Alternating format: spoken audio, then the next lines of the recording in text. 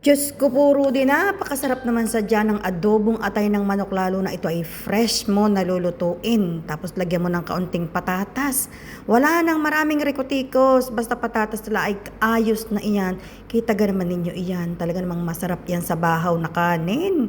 Ay talaga namang yan ay paborito ng mga Pinoy, aminin na natin. Walang kakaunti yata ang kilala kong hindi nangangain ng atay ng manok o atay ng kahit na anong hayop. Ay siya, lutuin na natin ang ating adobong atay ng manok na may patatas.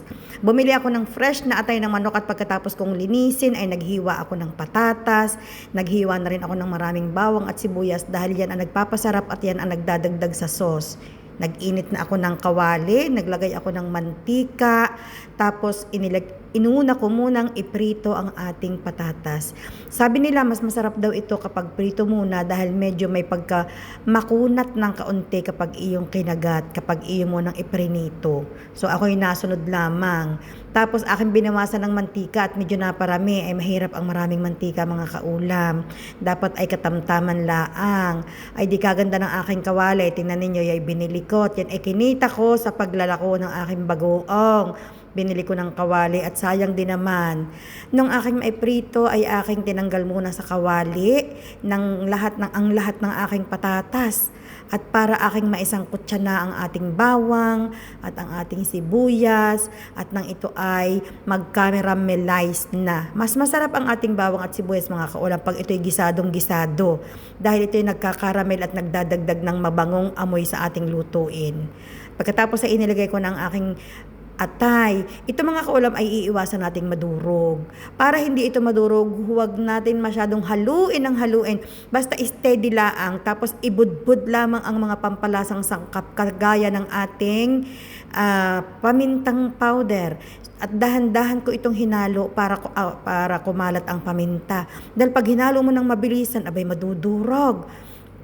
Tapos ay aking tinakpan para maluto kaagad ang ating atay. Tsaka ako nilagyan ng toyo at iyang toyo ang ating pampaalat. Hindi ko na yan nilagyan mga kaulam ng asin, toyo lamang sapat na. Dahil ang toyo hindi lamang yan mga kaulam pampaalat, yan ay nagbibigay din ng mabangong amoy sa ating lutuin. Nilagyan ko ng tubig na kaunting sabaw para may pampakulo sa ating atay at pagkatapos tsaka ako inilagay ang ating patatas. Dahil yung patatas na yan ay hindi pa rin masyadong luto, yan lamang ipirilito ko ng kaunti para malutong ng maayos na ang ating patatas.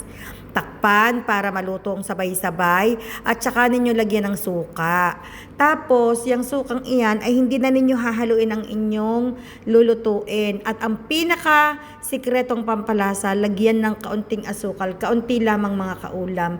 Instead na betchin ang ilalagay natin, lagyan natin ng kaunting asukal. Ang lahat ng ating mga ginigisa na pagkain. Asukal lamang po na kaunti.